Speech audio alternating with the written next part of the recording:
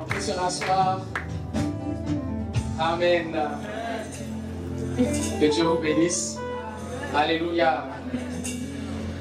À son il y a ton voisin à son image pour dominer.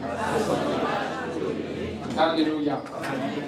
C'est le thème que Dieu m'a mis à cœur de partager avec vous et que j'ai commencé donc le dimanche dernier. Et ma prière, c'est que le Saint-Esprit puisse aider une personne à passer vraiment à une autre étape, passer à une autre dimension. Et il en est ainsi dans le nom de Jésus. Amen. Je disais au premier culte que en un instant, la vie d'une personne peut être bouleversée. Alléluia. Et on ne parle pas même de choses spirituelles, on parle d'événements simples de la vie qui peuvent changer totalement ta vie en une seconde, en un instant. Tu vois, tu viens d'hériter des millions, en un instant ta vie a changé. Amen. Ça peut changer donc brutalement en bien, comme parfois des situations difficiles peuvent se manifester et la vie peut changer aussi négativement. Alléluia. Donc, si des changements, le fait que des changements brusques peuvent se produire dans une vie, c'est un fait, c'est quelque chose de réel. Et il faut que nous puissions aussi disposer nos cœurs à croire qu'il est possible aussi que des changements positifs puissent se produire brutalement aussi dans nos vies au nom de Jésus. Amen. Et je disais qu'on parle de nouvelles dimensions, souvent quand on a beaucoup duré à l'église, ou qu'on a beaucoup entendu ce genre de phrases-là, parfois si on ne fait pas attention, on devient comme imperméable, insensible à ça, peut-être parce qu'on a vu certaines réalités et tout. Mais même si tu ne crois pas, au moins doute de tes doutes. Amen. Alléluia. Amen. Voilà. Même si tu n'as pas une grande foi, au moins doute de tes doutes. Parce que se dire que c'est impossible seulement, en fait, c'est ne pas être raisonnable. Parce que l'impossible est une démonstration que le possible existe. Amen. Alléluia. Amen. C'est parce qu'il y a le jour qu'il y a aussi la nuit. Amen. Donc si tu es dans blocage, c'est parce qu'il y a aussi des blocages qui existent. Amen. Alléluia. Amen. Si tu es dans le malheur, c'est parce qu'il y a aussi le bonheur qui existe. Amen. Sinon, tu ne saurais même pas que c'est le malheur. Amen. Pourquoi tu appelles ça un malheur? Tu appelles ça un malheur parce que tu compares ça à quelque chose d'autre de positif que tu espères en toi. Amen. Alléluia. Amen. Sinon, si ça n'existait pas, tu n'aurais même pas la notion même que tu es dans le malheur, en fait. Et donc, de même que, au final, confesser ou admettre une situation négative, c'est aussi admettre l'existence ou la possibilité ou l'éventualité d'une situation positive. Amen. Donc, à défaut de trop croire, au moins doute de tes doutes. Amen. Alléluia. Amen. Ne te dis pas que c'est impossible, etc. Parce que souvent, en fait, c'est comme si on veut se protéger.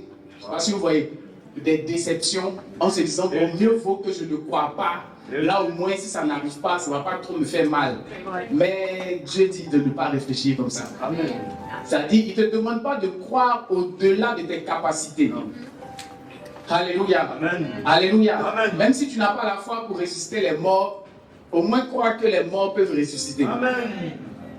Je ne sais pas si on se comprend. Amen. Voilà, accepte cette éventualité. Alléluia.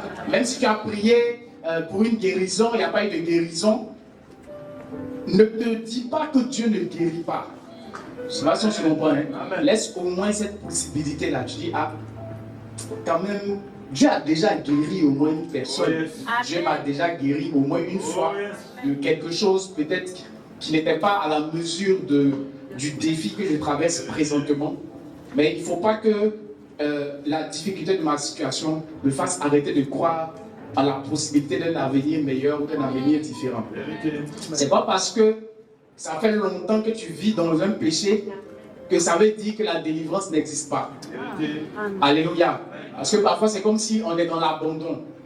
Tu vois, aujourd'hui je prie que Dieu restaure cet homme, cette femme innocent que tu étais à une certaine époque. Tu vois, souvent la vie t'a tellement fait traverser des situations amères que tu as pris le goût du citron. Mais je prie que cette prédication soit du sucre. Amen. Que des limonade. Amen. Que le goût devienne agréable. Amen. Amen. Amen. Amen. La parole soit un peu du sucre, tu vois, non, pour venir équilibrer cette acidité-là. Et puis, tu vois, sois restauré au nom de Jésus. Amen. Quand tu es guéri, il ne laisse pas de cicatrices. Les seules cicatrices qui doivent exister sont les cicatrices qui sont dans les mains du Christ. Amen. Parce qu'elles sont le témoignage de notre salut. Mais pour toi, la cicatrice disparaît, elle n'a pas besoin de rester. Quand Dieu guérit, on ne se souvient plus de la blessure. Il n'y a aucune trace. Alléluia. Amen. Parfois, il faut que quelqu'un te rappelle ou bien que le Seigneur te dise, ah Dieu, mais c'est vrai, hein? Je prie que ce soit l'histoire de quelqu'un. Qu'à un certain moment, tu cherches tellement loin les anciennes frustrations là, ou bien certains problèmes dans lesquels tu étais, et que ce soit un lointain souvenir. C'est quelque chose de possible. Amen. Tu sais, il y a une différence entre chuter et rétrograder. Chuter, vous voyez, peut-être je partais dans cette direction et j'ai chuté. Je me relève. J'ai la possibilité de continuer ma marche. Peut-être que si je suis très mal tombé, je serais un peu blessé, ma démarche serait un peu bizarre, mais j'ai la possibilité de continuer. Rétrograder, c'est j'ai chuté. Est-ce que moi-même, je suis toujours en Christ? Est-ce que Dieu peut vraiment me renouveler?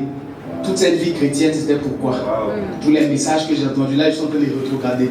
Même si tu as chuté 100 fois, ne rétrograde jamais. Alléluia. Ne rétrograde jamais. Amen. Amen.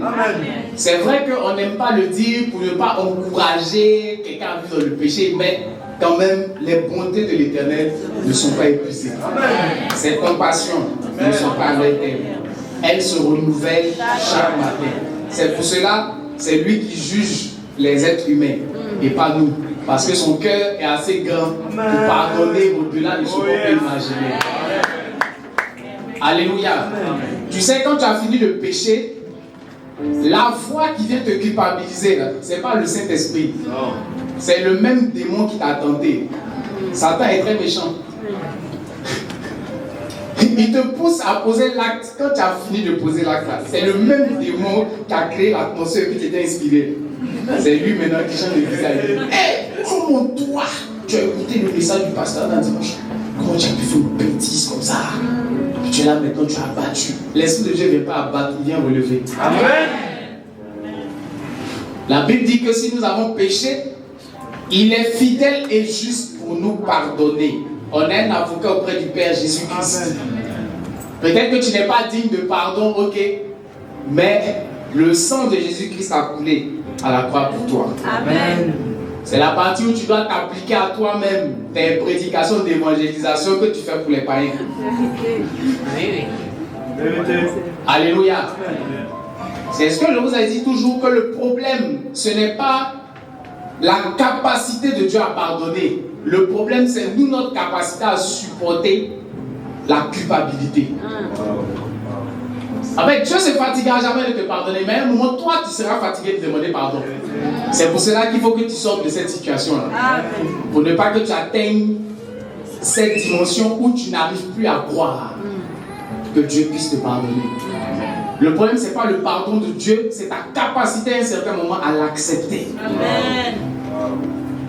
Parce que malheureusement, lorsque le Seigneur efface nos fautes spirituellement, nous avons toujours le souvenir de nos actes dans notre mémoire. Amen. Le fait que tu te souviennes de ce que tu as fait ne signifie pas que Dieu ne t'a pas pardonné. Alléluia. Amen. Alléluia. Amen. Tu vois, le problème, c'est que vous pensez parfois que Dieu est un Dieu compatissant pour ceux que vous évangélisez, mais vous avez du mal vous-même à saisir cette bonté, cette compassion de Dieu quand vous traversez des situations difficiles. Le Seigneur Jésus-Christ nous a aimés avant que nous ne soyons aimables. Jésus-Christ ne t'aime pas parce que tu es bien. Non. Il t'a aimé et il est mort à la croix pour toi. Au moment où tu n'étais pas digne de recevoir de l'amour de sa part. Amen. Alléluia. Amen. Et je me souviens qu'il m'avait donné une image. Il dit, tu vois, c'est comme un combat de boxe. Dans le combat de boxe, il y a le coach. Et le coach a une serviette souvent autour du cou. Et il y a une notion dans la boxe qu'on appelle jeter l'éponge. Que peut-être aujourd'hui vous avez pu entendre dans certains discours. Ce concept, c'est que si ton coach sent que tu es en danger sur le ring et que tu risques de te faire sérieusement tabasser et blesser, ton coach a le droit d'abandonner à ta place. Il prend la serviette et il lance sur le ring. On appelle ça jeter l'éponge. C'est la fin du combat. Et le Saint-Esprit me disait, tu sais, sache que en tant que ton coach, je ne jetterai jamais l'éponge concernant. Alléluia. Alléluia. Tant que tu trouveras la force de te relever, tant que tu trouveras la force de continuer d'avancer, tant que tu trouveras la force d'espérer, moi, le Saint-Esprit, je n'abandonnerai jamais te concernant. Je continuerai toujours d'espérer. Notre Dieu est le Dieu qui a été capable de trouver Noé parmi des millions ou des milliards de personnes sur la terre qui se comportaient mal. Dieu a vu un homme. Wow. Alléluia. C'est le Dieu qui est capable d'espérer contre toute espérance. Amen. Souvent, ce qu'on oublie, c'est qu'on pense que ce que Dieu nous demande de faire, c'est juste une loi. Mais Dieu est le premier modèle de ce qu'il nous demande de faire. Oh, yes. Alléluia. Amen. Pierre a renié Jésus au moment où on pourrait dire que Jésus avait le plus besoin d'assistance. Mais Jésus a su le récupérer. Oh, yes. Alléluia. Amen. J'ai même parlé ici de Judas. Le dimanche dernier, il me semble. En expliquant que ne soyez pas étonnés de voir Judas au paradis. Pourquoi? Judas est allé dans le séjour des morts. Mais il est mort avant que Jésus ne meure. Entre-temps, en 1 Pierre 3, verset 18, on t'explique que quand Jésus est mort, il est allé dans le séjour des morts, il allait prêcher aux esprits en prison. Il a même prêché aux gens qui ne sont pas rentrés dans l'arche de Noé. Et c'est là que tu comprends la bonté de Dieu. Amen. Je dis quand même, Judas a un minimum d'intelligence. Tu as tué Jésus, enfin tu l'as vendu. Tu t'es pendu, tu es mort avant lui. Tu ne sais pas ce qui s'est passé sur la terre. Tu vois Jésus venir prêcher au séjour des morts. Franchement dit, à moins qu'il ne soit fou, 1 plus 1 égale 2. C'est clair. Voici Jésus. Alléluia. Amen. Aïe, deuxième chance comme ça. Tu viens revoir le Christ, façon qu'il a prêché. Donc ça veut dire que c'est le même ministère qu'il a manifesté sur la terre qu'il allait manifester là-bas. Ce que les gens ne comprennent pas en fait, c'est que Dieu ne voulait pas sauver que les humains vivants de l'époque de Jésus et ceux qui viendront après. Le sacrifice de Jésus avait des enjeux pour l'humanité depuis le commencement de toutes choses. Et c'est là qu'on comprend maintenant en quoi est-ce que Dieu est un Dieu bon. Car depuis le début, Dieu a prévu un plan pour que tous les gens qui mouraient, c'est-à-dire même Goliath, même tu parles mal de lui chaque fois. Ah, quand Jésus allait prêcher, on ne sait pas qui a accepté. Peut-être que tu vas retrouver Jézabel au ciel, tu ne sais pas. Il faut faire attention de trop mal parler d'elle.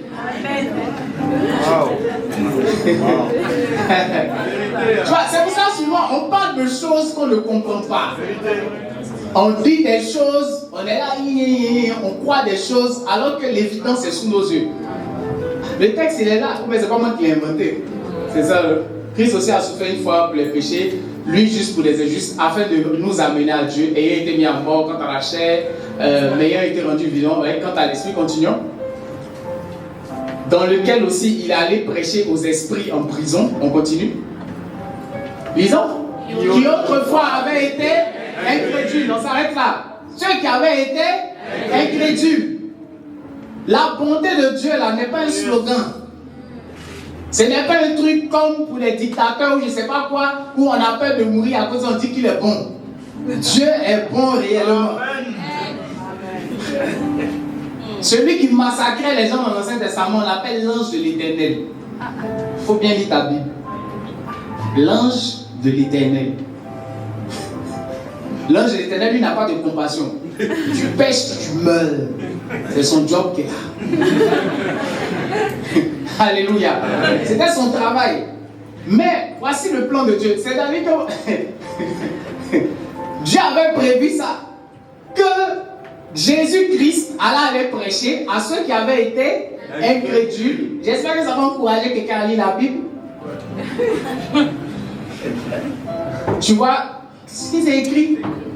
Incrédule lorsque la patience de Dieu se prolongeait au jour de Noé, pendant la construction de l'arche, dans laquelle un petit nombre de personnes, c'est-à-dire 8, furent sauvées à travers l'eau. On s'arrête là. Yes. Dieu avait un problème, contrairement à toi, tes pensées là.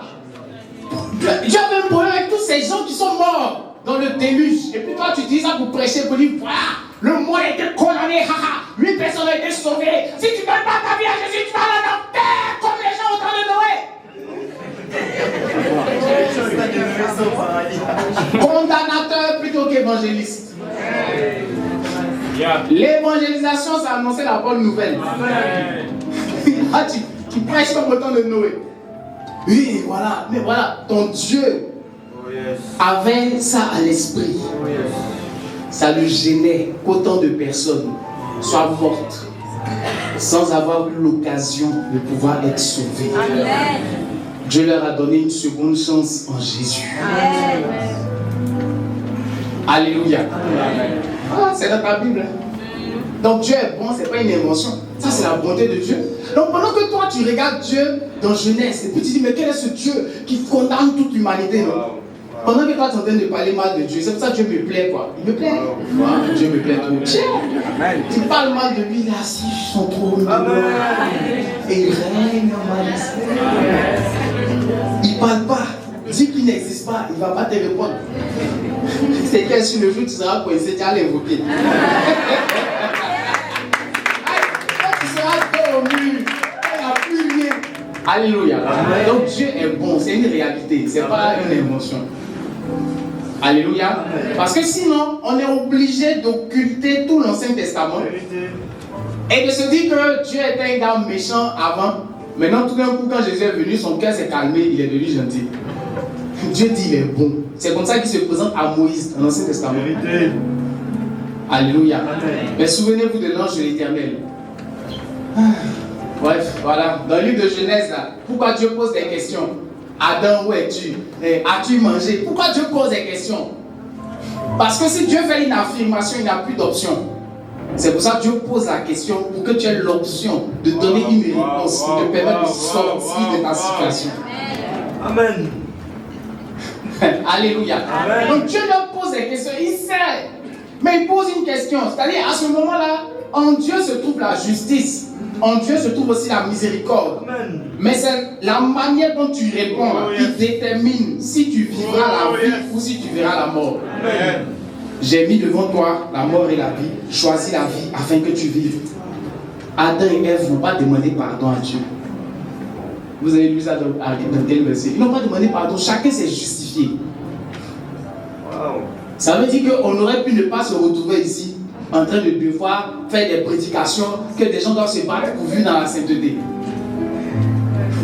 Mais Dieu, on était sur une terre, vraiment, voilà quoi. Éden partout dans l'espace, la galaxie. Ah ben oui, parce que si l'univers est si grand, c'est parce que l'homme ne devait pas mourir au départ. Puisque si l'homme ne meurt pas, normalement le plan initial c'est un plan où il faut assez d'espace pour que tous ceux qui vont naître, qui ne meurent pas, puissent vivre. D'où l'univers gigantesque. Des planètes par-ci, des planètes par-là. Alléluia. Amen. La Bible a été écrite pour que nos âmes puissent parvenir au salut. C'est l'objectif de la Bible. Pas pour qu'on sache en détail tout ce qui s'est passé dans l'univers. Ça sert à quoi de connaître tout ce qui s'est passé dans l'univers si quand on te gifle sur la joue gauche, tu ne peux pas attendre l'autre joue. Ça sert à rien. Tu vois, pour Dieu, ce qui est important, c'est le cœur et le caractère. Et je sais pas si on se comprend. Dieu préfère un ignorant sauvé qu'un savant perdu. Bon, tu sais, d'accord, tu sais que dans le ciel, il y a ci, tout ça, tu sais tout ça, qu'il y a 75 anges, le premier, sa tête est comme si, il se place là-bas, que dans la salle ici, là, il y a un qui est placé ici, il y a un qui est placé là-bas, tu connais le nom de ton ange gardien, il s'appelle comme ça, machin, truc, quand je me lève le matin, ses ailes sont déployées. Bon, tu sais tout ça là. Maintenant, On dit, on voit ton caractère. Sinon, que si c'est une affaire de puissance, Satan est puissant aussi. La différence entre la nouvelle création et les démons, c'est pas juste la puissance, c'est le caractère et l'identité. Parce que quand vous lisez dans les Écritures, on vous parle d'un moment où c'est dans le livre de Jude, où Satan a contesté avec l'archange Michel concernant le corps de Moïse. C'est dans ta Bible, dans le Nouveau Testament. Tout ce que je viens de citer, c'est dans le Nouveau Testament. Donc tu n'as aucune excuse. Vous dites non, on n'est pas dans le Nouveau. Jude qui est un des frères de Jésus. Amen. Amen. Le livre de Jacques aussi, là, c'est le deuxième frère de Jésus qui est écrit. C'est pour ça qu'il a écrit Jacques, le frère du Seigneur. C'était son frère biologique.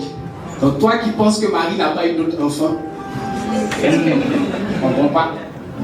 En grec, frère, c'est frère. Il y a le mot pour cousin.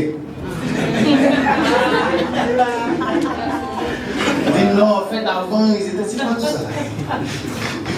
Tu sais, quand on veut défendre le mensonge, à un moment là, on est posé. On invente un truc tellement gros que ce n'est plus raisonnable. Parce que ce que tu dis est faux. Alors que la vérité, là, on n'a pas besoin de forcer. Amen. Au fur et à mesure qu'on avance, là, elle finit par s'imposer. Amen. Alléluia. Donc, on vous explique le comportement de Satan qui injuriait Michel. Ok? Et ce qui s'est passé à ce moment-là, on dit Michel ne lui a pas répondu avec un discours injurieux, mais il lui a dit que l'Éternel te réprime. Ça veut dire que même les anges qui sont au ciel, qui sont restés fidèles à Dieu, se comportent comme Dieu se comporte. Amen. Sinon, c'est Michel qui les a frappés, qui l'a frappé, puis l'a jeté sur la terre. C'est écrit dans l'Apocalypse. Mais ça veut dire que c'est une affaire de force. On peut le finir. Mais il sait en fait que c'est pas sa tâche. Amen. Car il est écrit dans l'Apocalypse, c'est le Seigneur qui dit Dieu a fait le temps du jugement de Satan, c'est écrit. Alléluia. Amen. Et on dit que voilà, l'archange Michel, lorsqu'il contestait avec le diable et lui disputait le corps de Moïse, n'osa pas porter contre lui un jugement injurieux, mais il dit que le Seigneur te réprime. Amen. Amen. Mais je crois, on explique. Et qu'est-ce qu'il a dit au verset 8? J'aimerais bien voir. Malgré cela, ces hommes entraînés, voilà, ils méprisent l'autorité et injurient les gloires. Voilà, c'est dans ce contexte-là qu'il est en train de parler. Alléluia. Amen. Tout ça sont des trucs, petite ouverture, mais ce qui compte pour Dieu, c'est le salut de ton âme. Amen. Satan a fait ci, il a fait par là, c'est pour ça que quand vous regardez même dans le message de Jésus, à part quand il chasse les démons, et puis certains endroits spécifiques où il veut parler de notre autorité et tout, c'est-à-dire la Bible n'est pas centrée autour du diable, amen, du royaume des ténèbres, de comment il est organisé, etc., etc. Que Dieu nous donne d'être focus sur l'essentiel. Alléluia. Alléluia. Donc je suis en train de vous montrer simplement la bonté de Dieu. Amen. Et de montrer en fait que il faut peut-être qu'on revoie un peu. C'est pour ça, tu vois, il faut qu'on revoie un peu certaines conceptions qu'on a. Parce que ça nous amène parfois, sans nous en rendre compte, à nous contredire nous-mêmes dans notre foi. Un Dieu qui massacre sans pitié. Comment est-ce qu'on peut prêcher qu'il est bon? Je ne sais pas si vous voyez. C'est bizarre. Le Dieu qui dit, quand Jésus dit, je crois un des apôtres lui demande, Seigneur, combien de fois on doit pardonner quand on nous fait du mal?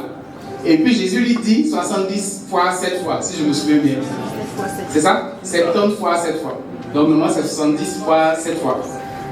Donc 7 fois 7, 49, ça fait 490 fois. Dans la même journée. Ah ben oui. Alors vous comprenez que Jésus a fait exprès. Il sait que tu ne peux pas. Quelqu'un ne peut pas t'offenser 490 fois dans la même journée. Quand il t'a offensé 2 fois seulement là, toi-même tu es quitté devant lui. Attends, tu vas attendre qu'une personne t'offense 100 fois, 200 fois, 300, jusqu'à ce qu'on arrive à 490. C'est que toi-même tu es bizarre. Bon, en fait, vous voyez, le Seigneur est bien. En fait, là, comme souvent vous voulez poser des questions, c'est pour ça que souvent le silence de Dieu c'est mieux pour toi. Parce que parfois sa réponse là va fermer ta bouche. Tu veux des réponses, non? Ça, il dit d'accord.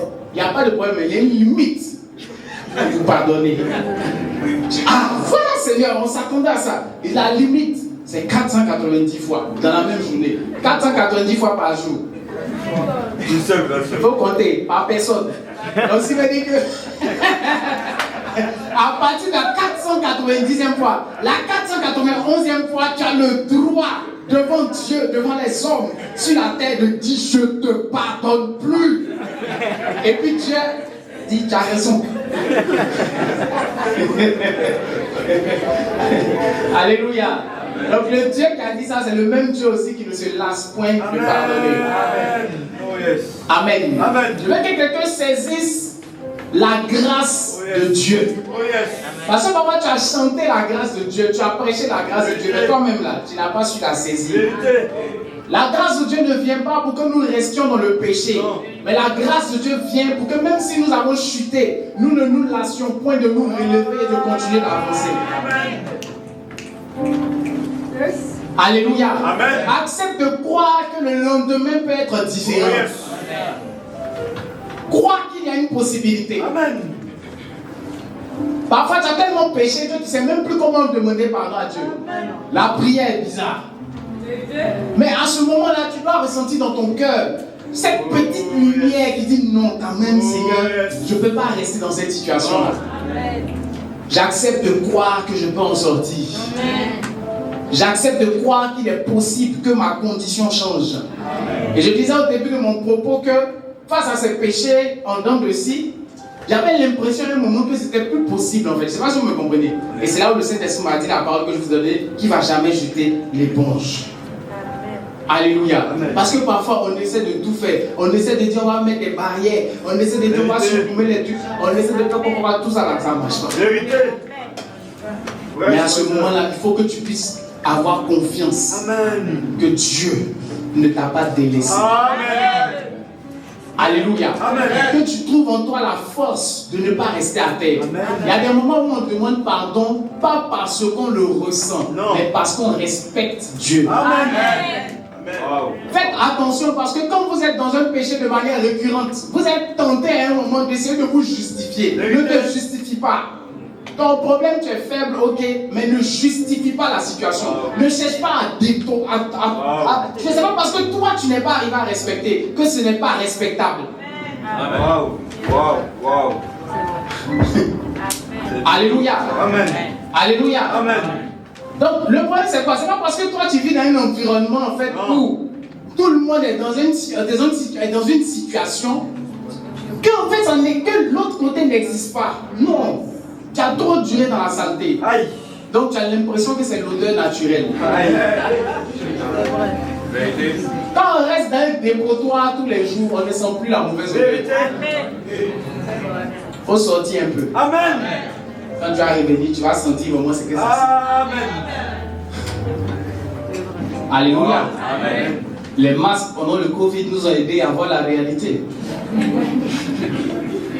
Parce que quand tu mets le masque, que tu parles, tu reçois ce que tu donnais. Je n'ai rien dit. Je n'ai pas dit la vérité. Il ne va pas comprendre, c'est bon. Tu recevais ce que tu donnais. À ce moment-là, tu as commencé à comprendre l'importance du chewing-gum, l'importance de certaines choses. Tu vois, parce que tu as vécu ce que tu faisais vivre autour de toi. Personne ne t'a parlé, toi seul. Tu dis, eh? Tu dis, mais c'est quoi ça? Mais c'est toi. Parce que c'est fermé. Tu es seul. Alléluia. Alléluia. Donc c'est ça. Quand on ne sait parfois là, on vit une chose, mais on ne sait pas. Parce qu'on s'est trop habitué à ça. Je prie que Dieu te fasse grâce de te déshabituer. Amen. Alléluia. Amen. Alléluia. Amen. Crois en la sainteté de Dieu. Amen. Crois en la capacité de Dieu. Amen. À pouvoir t'aider à sortir de cette situation. Amen. Alléluia. Amen. Crois en cela. Ça dit, même si tu... C'est ça, à un moment la foi là. C'est pas le déni, hein. Je constate. C'est pour ça que je dis qu'il ne faut pas chercher à transformer. Il ne faut pas chercher à dire que non, ce que tu fais là, c'est normal. C'est pas normal. Tu es dans un problème, tu n'arrives pas à en sortir. Mais il ne faut pas, genre, parce que tu as trop duré dedans, commencer à vouloir faire des fausses doctrines. Wow. Là, tu vas inventer une version des Écritures. Wow. Non, il ne faut pas faire ça. Sois humble, reconnais que le problème, là, c'est que tu as fait là. Appelle le mal, ne change pas la définition. Alléluia. Amen. Même si tu dois ramper, continue d'avancer. Amen. Wow. Alléluia. Amen. C'est pour cela qu'on continue de venir à l'église. Quand je parle et je bombarde sur certains types de personnes là, je parle des gens en fait qui, quand tu as péché, pourquoi tu pêches à l'embaléné et puis tu attends de venir dimanche dans le bar des guégués pour te repentir. Wow. Donc en fait, depuis tout ce temps-là, toi, Dieu est avec toi là-bas. Pourquoi tu ne te réponds pas depuis là-bas en fait? Amen. Je ne sais pas si vous voyez. Et c'est ça le véritable problème. C'est-à-dire qu'il y a un problème de considération de la personne de Dieu. Amen. Alléluia. Amen. Dis Seigneur, je reconnais que ce que j'ai fait là ne t'a pas nourri. C'est la partie où tu es dans. Même si tu vis dans le truc bizarre, il faut évangéliser la personne. Tu dis écoute, j'ai fait ça avec toi, mais vraiment là, si on continue, on va périr. On va aller en enfer. Réponds-toi. Écoute-moi très bien, quand la logique ne t'a pas délivré, sois fou. Il faut être folle. Il ne faut pas être logique. Que c'est pour quelqu'un comme moi là, je vais me repentir. Si toi tu restes dans ça, tu vas comme ça, tu vas aller en enfer.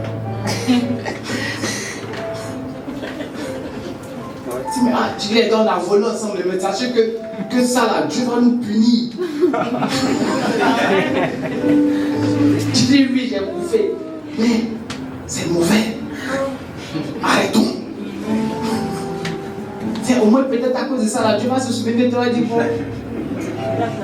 Est-ce au moins. Tu vois, non? Parce que toi là, tu peux demander pardon à Dieu. Mais les autres, toi, tu les laisses dedans, c'est là le problème. Ils vont dire, hey, on est ensemble, toi, tu sais qu'on n'est pas ensemble, pas dimanche, tu pries. Tu t'en vas te repentir. Et tu laisses la fille là dans le péché. Elle va être perdue. Parce qu'elle se disait que toi, tu es un homme de Dieu, tu as la crainte de Dieu. Là, elle se dit en fait que si elle peut faire ça avec toi, donc on peut faire ça et puis Dieu va Dieu avec. Alors que toi, tu sais très bien. Tu vois?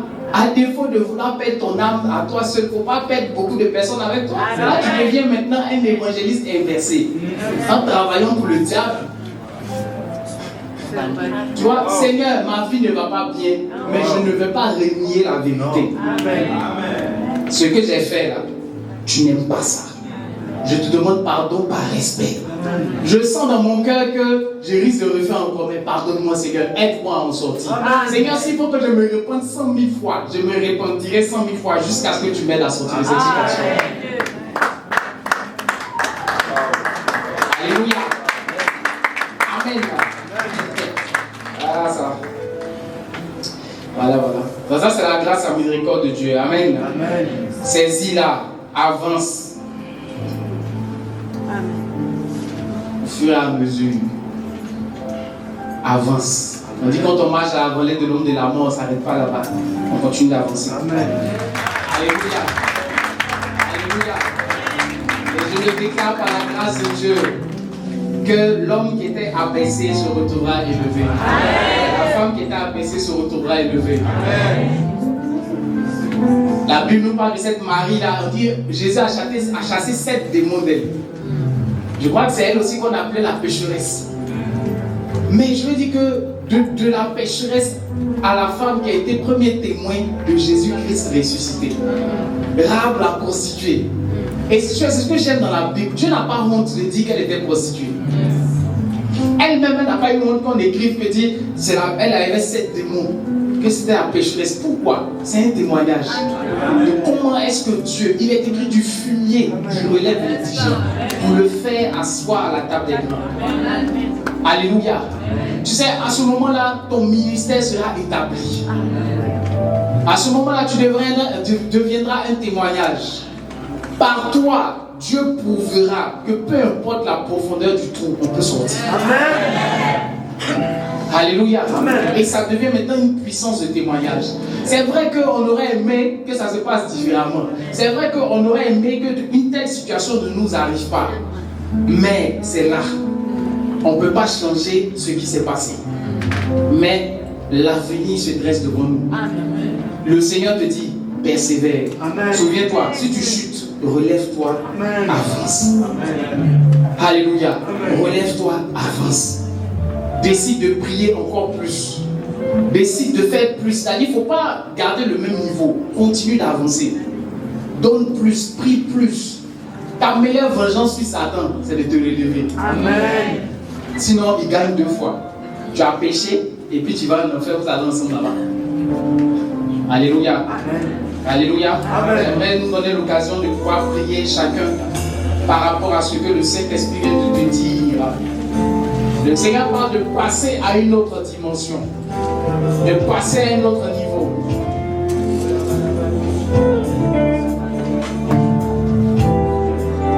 La Bible dit dans Matthieu 5, verset 1, Jésus, voyant la foule, monta sur la montagne.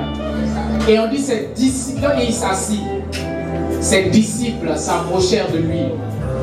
Le Seigneur aujourd'hui te parle. Il vient dans la montagne de ton histoire de monter un peu plus haut. Et il t'appelle hors de la foule. Du fumier, il relève l'indigent. La main du Seigneur t'est tendue aujourd'hui pour te faire sortir de cette situation-là. Cette situation ne sera pas ta fin. Ce problème ne sera pas ton tombeau. Et même si tu avais été enterré, il est le Dieu qui ressuscite les morts. Même s'il n'y a personne pour ôter la pierre du tombeau, que ceux qui t'ont enterré ont fermé la voie de sortie, ont mis des gardes pour t'empêcher de sortir. Il est le Dieu de ton secours. Là où personne ne croit plus en toi, il est le Dieu qui continue de croire qu'il y a de l'espoir. Il est le Dieu qui croit que cette situation peut changer. Et que ce début, ce présent ne sera pas ta fin, ne sera pas ton avenir. Dieu te voit comme un homme appelé à la sainteté, une femme appelée à la sainteté, à la droiture, ayant une vie irréprochable, irrépréhensible. C'est l'appel de Dieu pour toi. Seigneur, nous voici devant toi, Père. Souviens-toi de mon frère, souviens-toi de ma soeur. Merci de relever ceux qui ont besoin d'être relevés. Merci Seigneur Dieu de gloire de restaurer la foi dans le cœur d'un homme, d'une femme.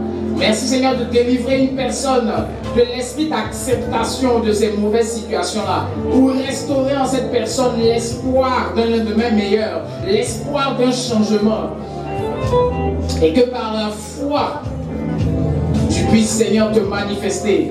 Que cette petite graine de foi puisse donner naissance à un arbre de consécration, à un arbre d'intimité, à un arbre de sainteté, à un arbre de droiture. Un homme, une femme restaurée et renouvelée. Il en est ainsi dans le nom puissant et précieux de Jésus. Merci Seigneur. Parle à Dieu.